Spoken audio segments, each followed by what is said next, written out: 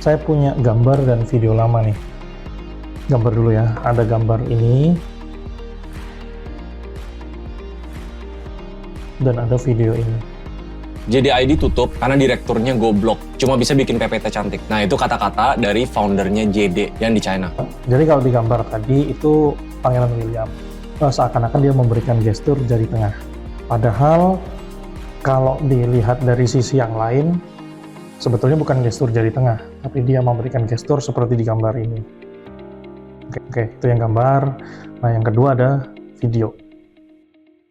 Di dalam video tadi membahas tentang perusahaan e-commerce yang lumayan besar di Indonesia, yaitu di JDID.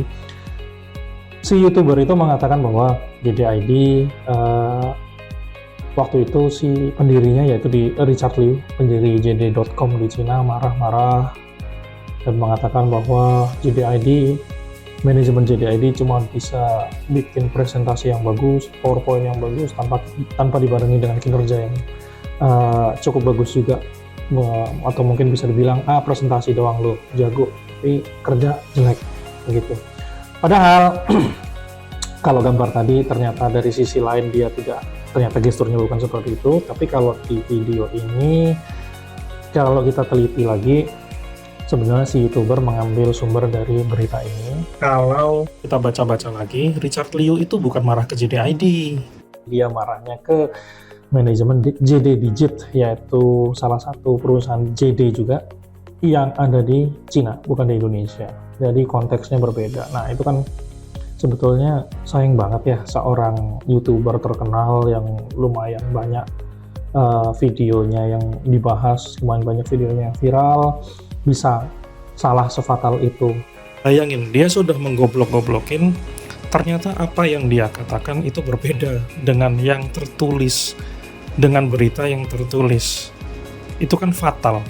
Dan ya apa dia nggak baca dulu ya?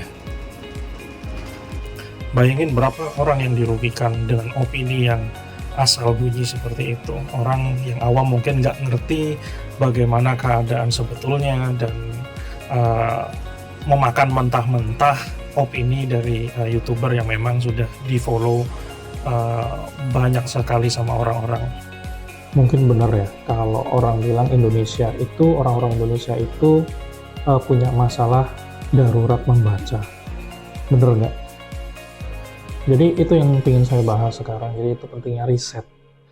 Jadi dalam KBBI, riset adalah penyelidikan atau penelitian suatu masalah secara bersistem, kritis, dan ilmiah untuk meningkatkan pengetahuan dan pengertian, mendapatkan fakta yang baru, atau melakukan penafsiran yang lebih baik. Nah, di situ dari penjelasan itu saja sudah jelas gitu ya, bahwa riset ini sangat penting untuk mendapatkan suatu berita yang faktual, suatu berita yang akurat. Apakah itu benar beritanya, apakah bukan merupakan hoax, apakah merugikan, dan lain-lain.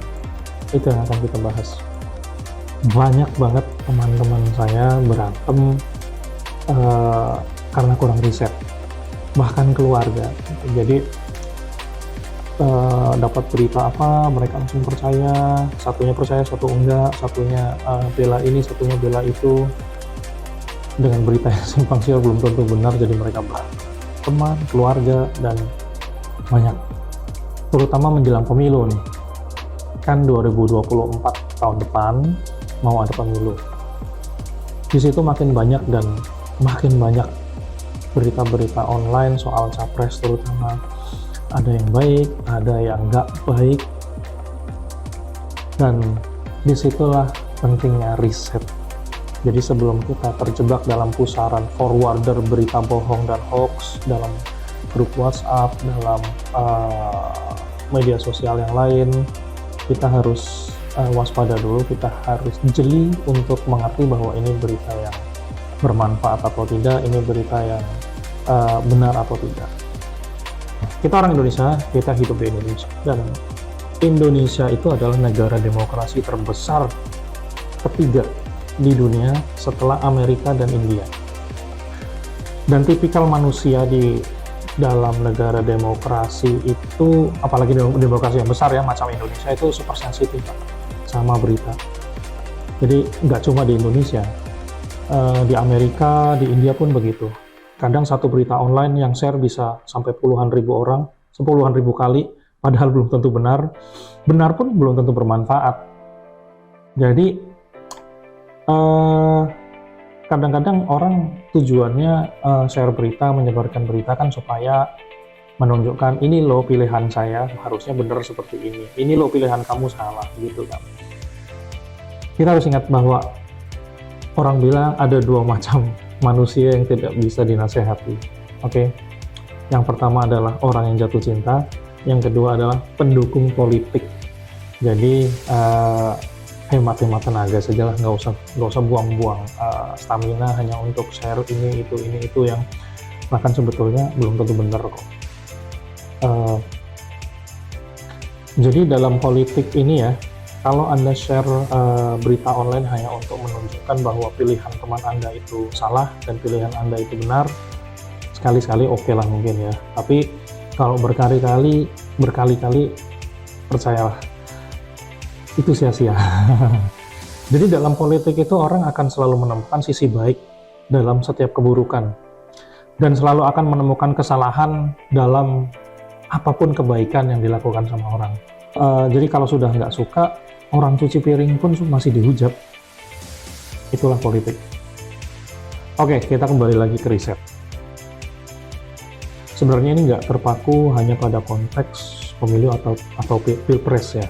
Jadi berita apapun itu penting bagi Anda untuk pastikan kalau perlu cek berita yang Anda baca.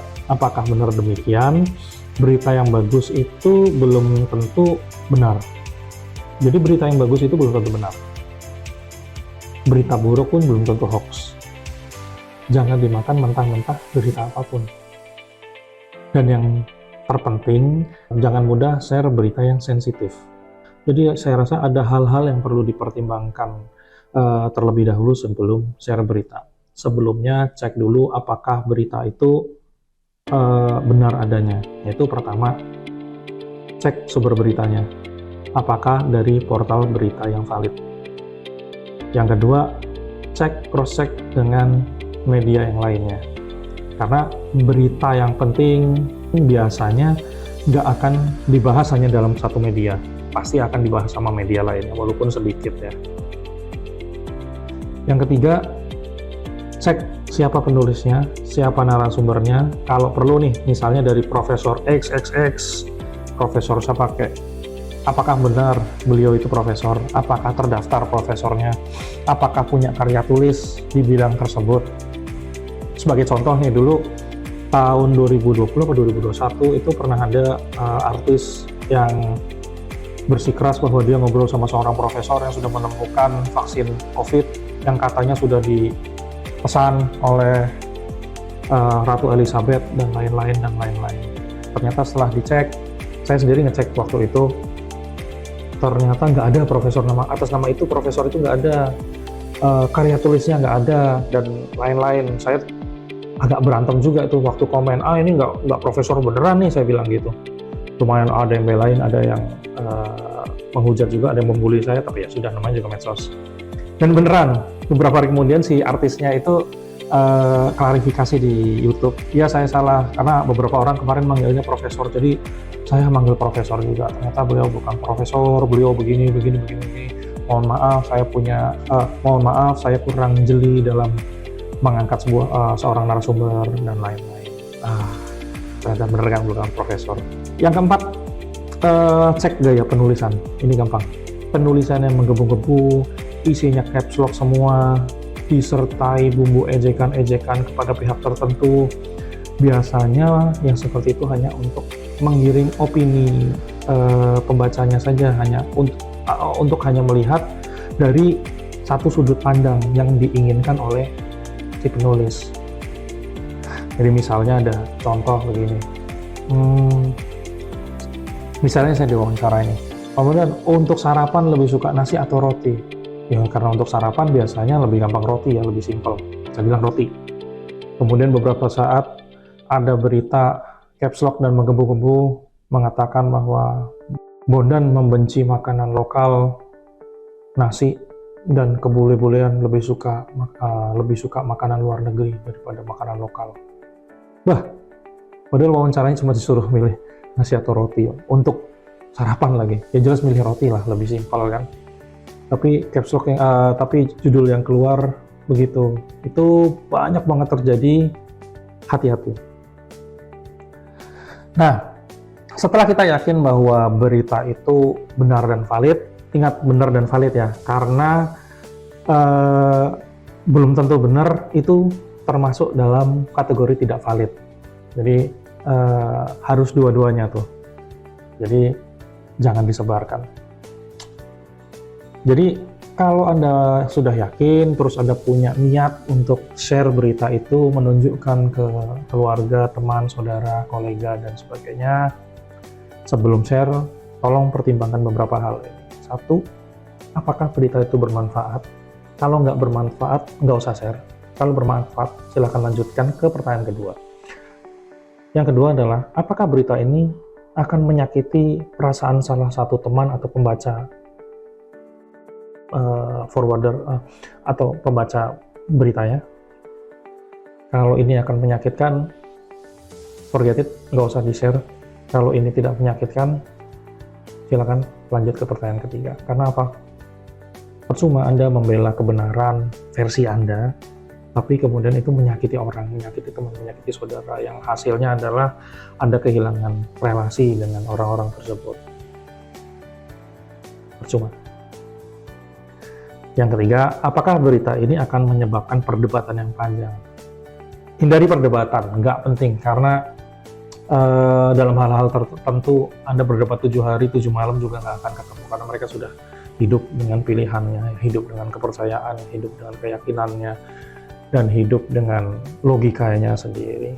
1, 2, 3 kali perdebatan, forget, lupakan, selesaikan, akhiri, ya sudah, ikhlaskan.